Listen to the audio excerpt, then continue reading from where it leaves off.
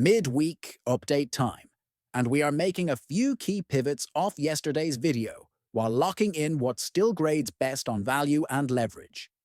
Quarterback first, we are moving our primary spend back to Josh Allen at 7,000 with a dash rank of 100 against Jacksonville, who have a middle-of-the-pack defense overall. He is projected for 24 with 23 fantasy points per game, and recent games of 30, 0, and 24. Ownership is around 0%. The Y is ceiling plus leverage. Even with a neutral opponent profile, Allen's combination of projection and price creates a clean path to 3x, and the field looks slow to get back after the Denver overtime loss.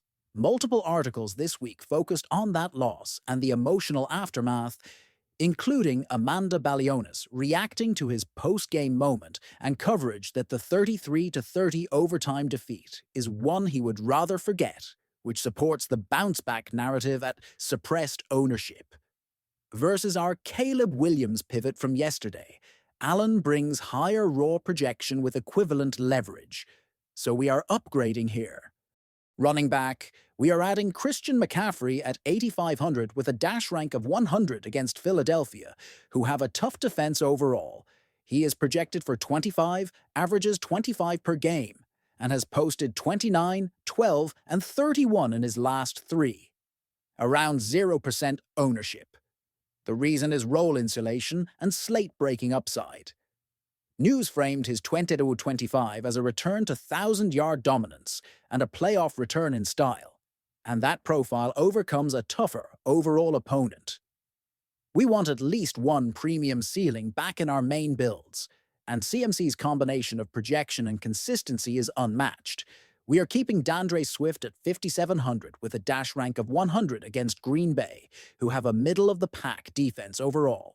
He projects for 15, averages 15 per game, and went 17, 6, and 22 most recently. Ownership around 0%. This is unchanged from yesterday because the game environment and news still line up. ESPN's Jeremy Fowler reported Swift was expected to play in this matchup, and there is a recap noting Green Bay squandered an 18-point lead to Chicago, which supports four-quarter usage with both rushing and receiving paths to points. The correlation with our NFC North pieces also remains clean. Wide receiver, we are pivoting our Packers piece from Jaden Reed to Christian Watson at 4,900 with a dash rank of 100 versus Chicago, who have one of the worst defenses overall. He is projected for 15, averages 14, and put up 13, 0, and 25 in his last three. Ownership sits around 0%.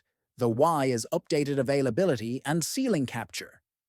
NFL Network's Ian Rappaport delivered good news on Watson ahead of Chicago, and another report had him expected to play late in the season.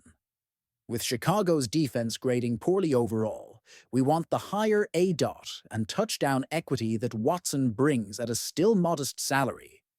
Tight end, we are moving from Dalton Schultz to Dallas Goedert at 4,200 with a dash rank of 100 against San Francisco, who have a middle-of-the-pack defense overall. He projects for 12, averages 13, and has recent games of 19, 0, and 10. Ownership around 0%. The reason is role confidence and price.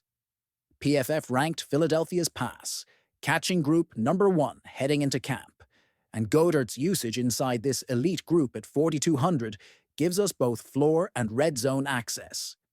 At similar ownership to Schultz, the salary break and game flow volatility against a middle-of-the-pack defense overall make this the sharper midweek pivot. Flex, we are holding DeAndre Swift in our primary build, as noted, but for salary-balanced constructions, we will also rotate in Christian Kirk at 3,000 from Houston against Pittsburgh, who have one of the worst defenses overall. He is projected for 6, averages 4, and just posted 31, 1, and 2. Ownership around 0%. The reason is opponent rank plus recency. With Pittsburgh's defense grading poorly overall and Kirk erupting last game, he fits as a cheap bring-along when you need savings without punting ceiling entirely. Defense. We are pivoting from the Texans to the Eagles at 2,900 with a dash rank of 53 against an opponent who have a middle of the pack.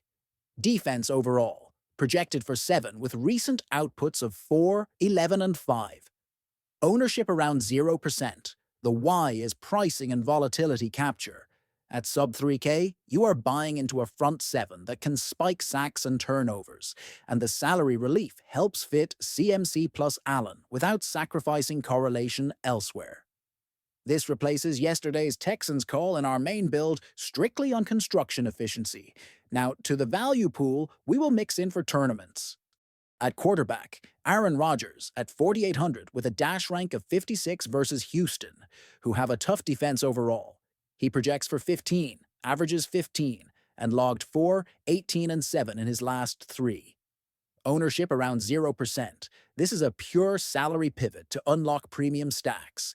Yes, it is a tough overall matchup, and there has been organizational turmoil after the 30-6 loss to Houston and the coaching change headlines. But those same factors suppress ownership. If you need the savings, he keeps you live for 3x at minimal popularity. At running back, Ben Van Sumeren at 4,000 with a dash rank of 100 versus San Francisco, who have a middle-of-the-pack defense overall. Ownership around 0%. This is a deep punt only for large field builds. Reporting out of Philly highlighted him as a converted fullback who could be a secret weapon in specialized packages, with Patrick Ricard-style comparisons. If the Eagles unveil those looks near the goal line, you have a unique path to differentiation at min price. At wide receiver, Xavier Hutchinson at 3,000, with a dash rank of 76 against Pittsburgh, who have one of the worst defenses overall. He is projected for 6, averages 6, and has recent games of 4, 13, and 5. Ownership around 0%. The Y is opponent rank and role stability at the floor price. Against a soft overall defense, even modest volume can pay the tag with room for a bonus if Houston gets rolling. At tight end, Cade Stover at 2,500 with a dash rank of 48 versus Pittsburgh, who have one of the worst defenses overall. He projects for 4 with recent games of 4, 2, and 0. Ownership around 0%. The Y is matchup plus price. You are punting for correlation with Houston stacks while targeting a defense. Our model flags as attackable overall. At defense, the Panthers at 2,000 with a dash rank of 3 against an opponent who have a tough defense overall. Projected for 6 with recent outputs of 7, 7, and 5. Ownership around 0%. The reason is salary and volatility. Any defense at 2K that has shown a path to 7+ is in play when you need to force in studs. Quick recap of changes from yesterday and why. We upgraded quarterback from Caleb Williams to Josh Allen for higher raw projection at similar ownership and a strong bounce-back angle, backed by this week's coverage of the Denver loss. We added Christian McCaffrey as our premium RB because the news reinforced his dominant 2025 profile, and he projects as the slate's top ceiling. We kept DeAndre Swift for correlation and 4-quarter usage supported by reporting and Green Bay's recent collapse. We rotated our Packers receiver from Jaden Reed to Christian Watson on positive availability news and higher touchdown equity against one of the worst defenses overall. We pivoted tight end from Dalton Schultz to Dallas Goedert on price, role, and Philadelphia's #1 pass, catching group note. We shifted defense to the Eagles at 2,900 for better roster construction, while maintaining access to splash plays. Drop your favorite low-owned leverage play in the comments, and we will be back with the final slate breakdown soon.